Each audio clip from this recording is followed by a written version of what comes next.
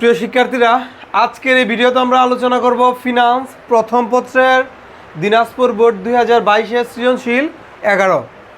এটা হচ্ছে আমাদের ঝুঁকি ও মুনাফার হার অধ্যায়ের একটি গুরুত্বপূর্ণ অঙ্ক। এটার গদাকে বলা আছে যে প্রত্যাশিত আয়ের হার নির্ণয় করে এবং কোম্পানির নামও এখানে উল্লেখ করা আছে যে ফিনিক্স কোম্পানি প্রত্যাশিত আয়ের হার নির্ণয় করে এবং বেশ কিছু তথ্য তারা নিচে দিয়ে দিয়েছে। তারা বিটার মান দিয়ে দিয়েছে এবং বাজারের আয়ের হার দিয়ে দিয়েছে আর ট্রেজারি বিলের আয়ের হার মানে সরকারি বিনিয়োগের যে আয়ের হারটা দেওয়া আছে। তাহলে আমরা প্রথমেই যে মানগুলো দেওয়া আছে এগুলো আগে লিখে নিব, আর এই মানগুলোর সমন্বয়ে আমরা সূত্রটা ক্রিয়েট করব বা বলবো যে কোন সূত্রটা এখন আমরা অ্যাপ্লাই করব। তাহলে মানগুলো আমি প্রথমে দেখতে পাচ্ছি বিটার মান দেওয়া আছে, তারপরে হচ্ছে বাজারের আয়ের হার দেওয়া আছে যেটাকে আমরা বলবো আর এম, আরও একটি মান দেওয়া আছে যে ট্রেজারি বিলের আয়ের হারটা, এটাকে আমরা বলবো আর এফ। তাহলে আমাদের প্রশ্নের বিটার মান হচ্ছে 1.8 লিখলাম, আর বাজার আয়ের হারটা 15% দেওয়া আছে, এটাকে আমরা বলবো আর এম মানে মার্কেট এই পার্সেন্টেজটা, আর 15%কে আমরা ভেঙে লিখবো 0.15। আর আর এফ হচ্ছে আমাদের যে ট্রেজারি বিলের আয়ের হারটা, এটাকে আমরা বলবো রিস্ক ফ্রি আয়ের হার। রিস্ক ফ্রি, আরতে হচ্ছে রিস্ক আর এফতে হচ্ছে ফ্রি। তাহলে রিস্ক ফ্রি আয়ের হচ্ছে 6%, আমরা ভেঙে লিখলে এরকম হয় 0.06। এই তিনটি মানের সমন্বয় এখন আমরা এই আয়ের হারটা নির্ণয় করব। যেহেতু প্রত্যাশিত আয়ের হার বলা হচ্ছে, আমরা এটাকে আর বার দ্বারা প্রকাশ করতে পারি। আর এই মানের সমন্বয়ের যে সূত্রটা হয় এটা হচ্ছে এরকম যে আর এ প্লাস আর এম মাইনাস আর এফ ইন্টু বিটা, এই হচ্ছে আমাদের কাঙ্ক্ষিত সূত্রটি। আর এই মানগুলো এখন এখানে লিখলে আমাদের আয়ের মানটা আমরা পেয়ে যাব। আর এফ, এখানে আর এফ এর মান হচ্ছে 0.06, আর এম এর মান হচ্ছে 0.15, আর এফ এর মান হচ্ছে 0.06, আর বিটার মানটা হচ্ছে আমাদের 1.8। এখানে যা ছিল তাই লিখলাম। এই মান থেকে আমাদের এই মানটা বিয়োগ করতে হবে, তাহলে আমরা পাবো 0.09, আর গুণাকারে থাকবে 1.8। তাহলে এই পাশে যা ছিল আমরা তাই লিখবো। আমরা আগে গুণের কাজটা সম্পূর্ণ করব, আর এই গুণের কাজটা যদি আমরা সম্পূর্ণ করি তাহলে গুণ করলে আমরা এরকম পাবো 0.162, আর এই মান এখন আমরা যোগ করব, তাহলে পাবো 0.222। এখন আমাদের মানটা এসেছে দশমিকে, আমরা যদি এটাকে পার্সেন্টেজে নিতে চাই তাহলে এটার সাথে আমরা 100 গুণ করে দেব। আমরা এটার সাথে 100 এক্সট্রা আকারে গুণ করে দেব, তাহলে আমরা কাঙ্ক্ষিত আমাদের মানটা পেয়ে যাব যে আর বারের মানটা আর কি, বা প্রত্যাশিত আয়ের হার। এখন আমরা ঘদাক সলিউশন করব। ঘদাকে বলা হচ্ছে যে এ এবং বি দুইটি স্টকের মধ্যে কোন স্টকে বিনিয়োগ করা উচিত, মানে যিনি বিনিয়োগকারী তিনি এ স্টক এবং বি স্টকের মধ্যে কোন স্টকে বিনিয়োগ করবে। তাহলে আমাদের দুইটি স্টক থেকে উপযুক্ত স্টক বাছাই করার পদ্ধতি হচ্ছে 3 রকম। 3টা ধাপ অতিক্রম করার পরে আমরা বলতে পারবো যে এই স্টক গ্রহণযোগ্য, আবার এই স্টকটি গ্রহণযোগ্য না। আমাদের 3টা ধাপ হচ্ছে এরকম যে আমাদের প্রথমে আর বার নির্ণয় করতে হয়, মানে প্রত্যাশিত আয়ের হার নির্ণয় করতে হয় বা শুধু গড় আয়ের হার নির্ণয় করতে হয়। তারপরে আমাদের প্রয়োজন আদর্শ বিচ্যুতি বা স্ট্যান্ডার্ড ডিভিশন। এই স্ট্যান্ডার্ড ডিভিশনকে আমরা আবার সিগমা দ্বারা প্রকাশ করতে পারি।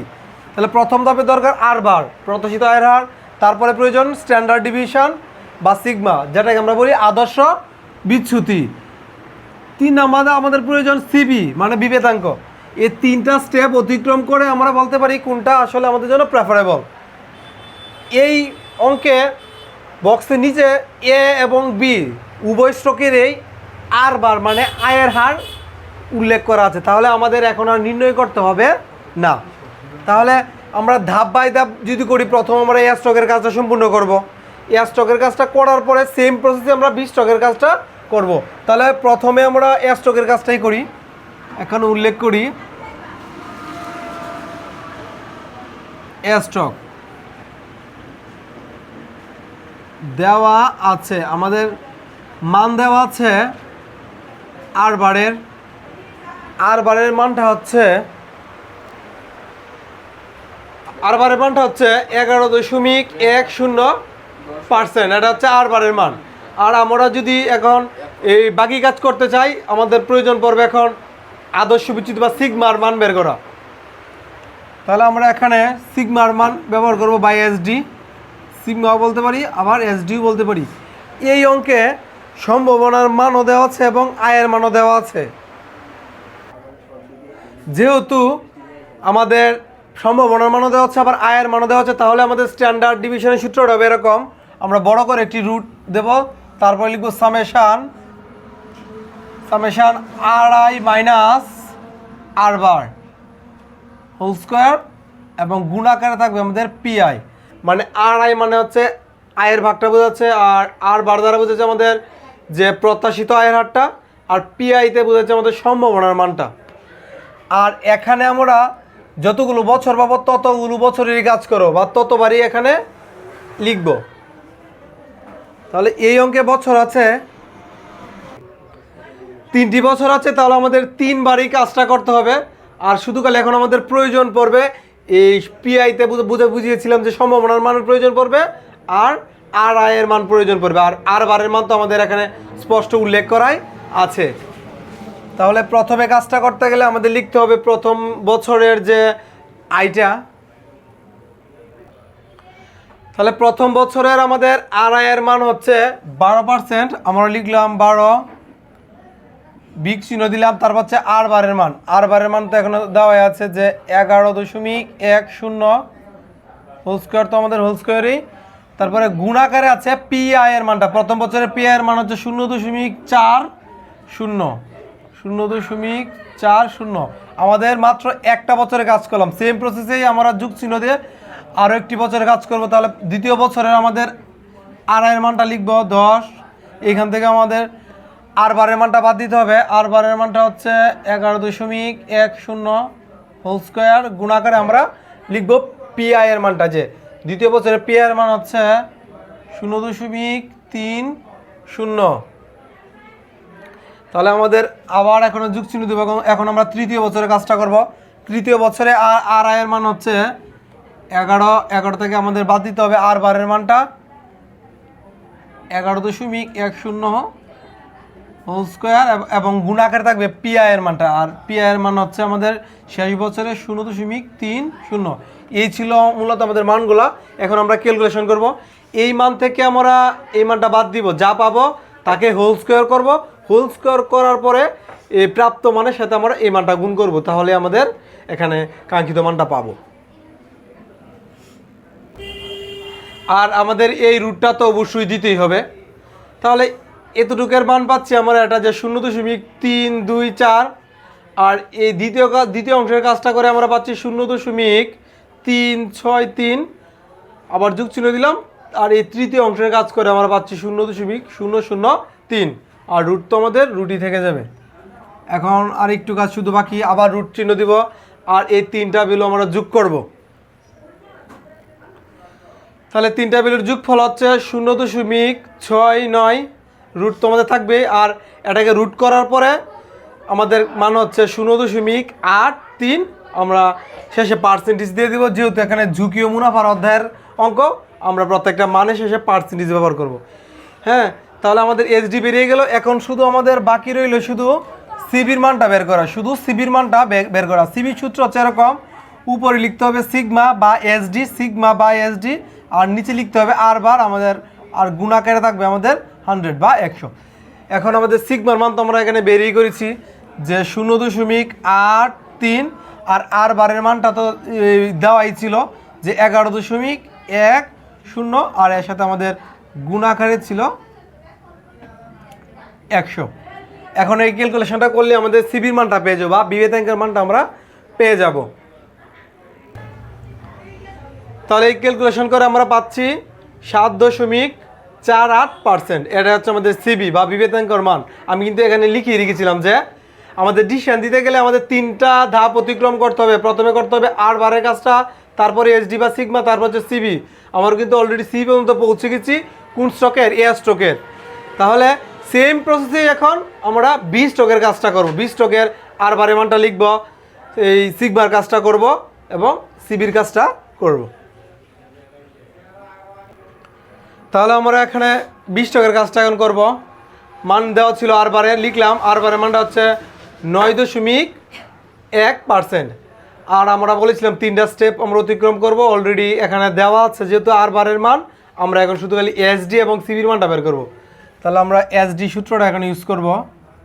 এসডি যে কথা সিগমা একই কথা। এসডি সূত্র হচ্ছে এরকম বড় করে আমরা একটা রুট দিব, লিখব summation R I minus R bar whole square গুণাকারে থাকবে আমাদের পিআই। এখানে জয়টা বছর বা জয়টা মান অতবারই কাজ করতে হবে। এখানে মান হচ্ছে 3টি, আমরা 3বার কাজ করব। প্রথমেই আর আয়ের মানটা নিব, যে আয়ের মান, এই আর আয়ের মান আমাদের বি প্রকল্পের জন্য, আমাদের বি প্রকল্পের জন্য আর আয়ের মান হচ্ছে 16। এটা থেকে আমরা আর বার মানটা বাদ দিব, লিখলাম আর বারের মান এবং হোল স্কোয়ার দিলাম এবং এখন লিখবো পিআই।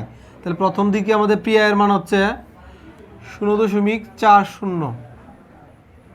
সেম প্রসেসে আমরা দ্বিতীয় বছরের কাজটা করব। দ্বিতীয় বছরে আমাদের আর এর মান হচ্ছে -5।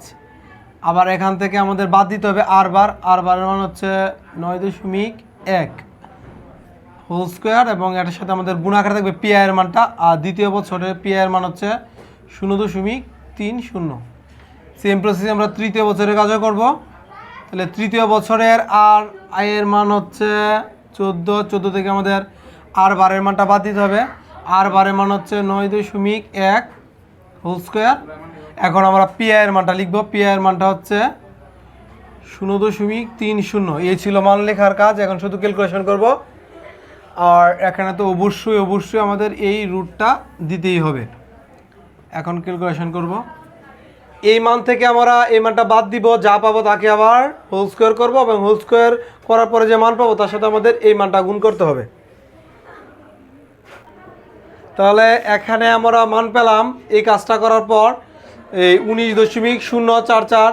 দ্বিতীয় কাজটা করে আমরা পেলাম এই 59.643 এবং তৃতীয় কাজটা করার পর আমরা পেলাম 7.203। এই 3টা ভ্যালু আবার আমরা যোগ করলাম, যোগ করে আমরা এখানে পেয়েছি 85.89। আমরা রুট তো অবশ্যই এখানে দিব। আর এই মানটাকে রুট করার পরে ক্যালকুলেটরের সাহায্যে আমরা এই মানটাকে রুট করার পরে আমরা পেয়েছি 9.27%। এটা হচ্ছে আমাদের এসডির মান বা সিগমার মান। এখন শুধু আমাদের বাকি রইল সিবির কাজটা করা। আর সিবি সূত্র আগের মতোই, আমাদের উপরে লিখতে হবে সিগমা বা এসডি আর নিচে লিখতে হবে আর বার আর গুণ করতে হবে আমাদের 100 দ্বারা। এখানে এসডির মান আমরা পেয়েছি 9.27 আর আরের বারের মান এখানে দেওয়া হয়েছিল 9.1 আর এটার সাথে আমাদের গুণ হবে 100। এই ক্যালকুলেশনটা করার পরে আমাদের কাঙ্ক্ষিত সিবির মান পেয়ে যাব। এই উপরে মানটাকে এটা দ্বারা ভাগ করেছি এবং 100 দ্বারা গুণ করেছি, তারপরে আমরা এই মানটা পেয়েছি যে 101.84%। এটা হচ্ছে আমাদের সিবি। আর আমাদের এ স্টকের সিবি ছিল 7.48 আর এখানে সিবি হচ্ছে 101.84। তাহলে কিন্তু আমরা বুঝতেই পারছি আসলে কোন স্টকে আমাদের ঝুঁকি বেশি। আমাদের ঝুঁকি বেশি হচ্ছে আমাদের বি স্টকে। বি স্টকে অনেকাংশে ঝুঁকি বেশি আর ঝুঁকি কম হচ্ছে আমাদের এ স্টকে। তাহলে আমাদের জন্য গ্রহণযোগ্য হবে, আমরা নিচে লিখে দিব বা বিনিয়োগ করা উচিত গ্রহণযোগ্য স্টক হচ্ছে এ। আমরা লিখব যে যে ব্যক্তির নাম আছে এই ব্যক্তির নাম উল্লেখ করে লিখব যে উনি এ প্রকল্পে বিনিয়োগ করলে লাভজনক হবে, কারণ বি প্রকল্পের ঝুঁকির হার সবচেয়ে বেশি বা সিবির মান সবচেয়ে বেশি। এতটুকু লিখলে আমাদের আনসারটা হয়ে যাবে।